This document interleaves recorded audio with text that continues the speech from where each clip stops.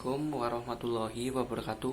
Saya Andika Setia Firdaus, NIM 19010040081 dari PBSI kelas 4B akan mempresentasikan terkait tugas mata kuliah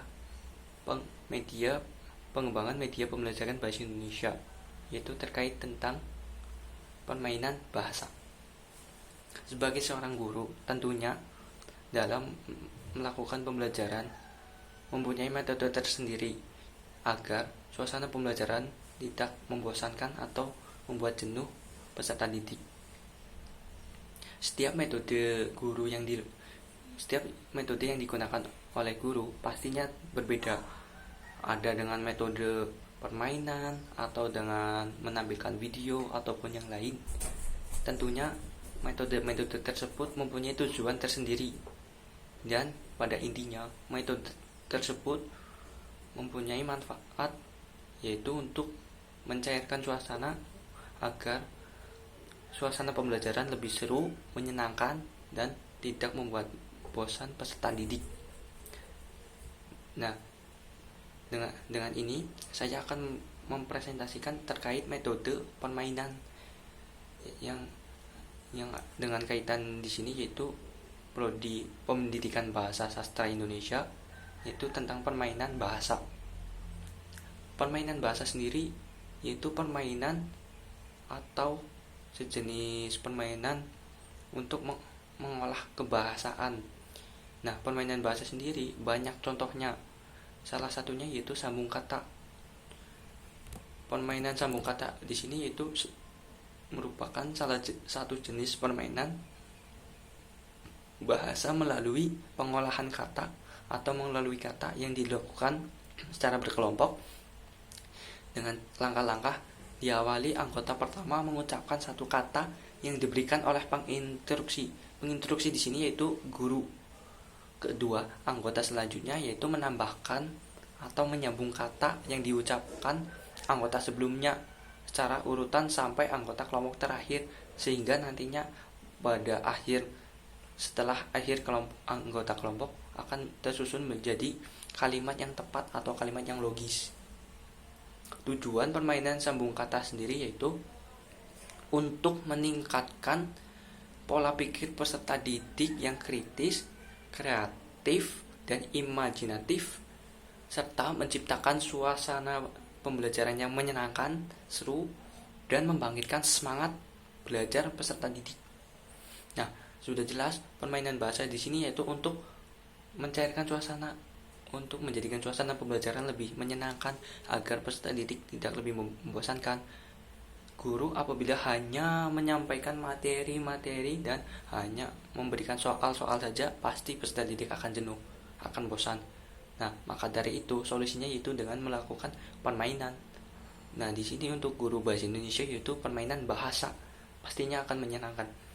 Untuk langkah-langkah permainan sambung kata sendiri yaitu yang pertama, guru memberikan aturan-aturan dalam permainan sambung kata.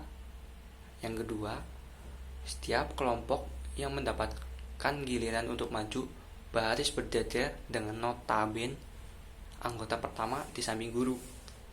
Langkah ketiga, guru membatasi waktu untuk tiap anggota yang mendapat giliran untuk menyambung kata agar tidak membuat bosan peserta didik lain, agar juga lebih reflektif atau lebih teratur. Langkah keempat yaitu guru menghitung waktu tiap anggota kelompok yang kebagian untuk menyambung kata dari kata sebelumnya atau kata yang diucapkan anggota sebelumnya, sehingga dengan langkah ini suasana pembelajaran akan lebih menegangkan dan lebih seru pastinya, karena ada batasan waktu yang harus ditentukan, atau ada pada saat menyambung kata ada batasan waktunya. Langkah kelima yaitu anggota pertama tiap kelompok mendapatkan instruksi kata dari guru yang harus disambung oleh anggota kelompok selanjutnya atau anggota kelompok kedua. Untuk anggota kelompok selanjutnya juga menyambung kata dari kata sebelumnya, kata dari anggota kelompok sebelumnya, sampai urutan ke anggota kelompok terakhir. Setelah sampai anggota kelompok terakhir, anggota terakhir akan menyampaikan kata per kata yang telah disambung sehingga dapat diketahui apakah itu sudah menjadi kalimat yang tepat atau belum. Apabila belum menjadi kalimat yang tepat, nantinya akan jelas pada bagian kata mana yang menjadikan kalimat itu belum logis atau belum tepat. Nantinya anggota kelompok yang mendapatkan yang terbukti salah itu nantinya akan mendapatkan hukuman atau apa, sehingga suasana pembelajaran akan lebih menyenangkan. Yang terakhir, guru akan mengevaluasi hasil sambung kata yang telah dilakukan kelompok, apakah sudah menjadi kalimat yang tepat atau belum. Ya, yang selanjutnya itu manfaat permainan sambung kata. Manfaat permainan sambung kata mempunyai banyak manfaat, yaitu ada beberapa. Yang pertama, menciptakan suasana kelas yang menyenangkan, seru, dan menegangkan sehingga peserta didik tidak jenuh dan bosan. Ya, manfaat ini sudah saya jelaskan tadi pada awal perkenalan tadi. Yang kedua, siswa mampu mengolah pikir secara kreatif, imajinatif, dan kritis dalam menyusun kalimat. Yang ketiga, melatih kefokusan siswa dalam belajar atau menghadapi masalah yang dihadapinya. Selain mengolah pikir yang kreatif, imajinatif, dan kritis dalam menyusun kalimat, permainan sambung kata juga mempunyai manfaat untuk kefokusan siswa, yaitu pada permainan sambung kata itu, apakah siswa itu fokus dalam menyusun kalimat apakah atau belum, sehingga siswa bisa mengetahui apakah kalimat itu sudah tepat atau belum. Yang keempat yaitu melatih kemampuan komunikasi siswa secara tepat tanpa gelisah dengan cara tenang dan fokus pada materi atau permainan atau kata yang sudah diberikan.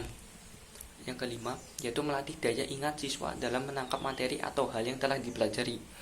Yang keenam, melatih siswa dalam mengolah kata yang tepat. Yang ketujuh, menambah wawasan, pengetahuan yang luas dan tidak sempit bagi siswa.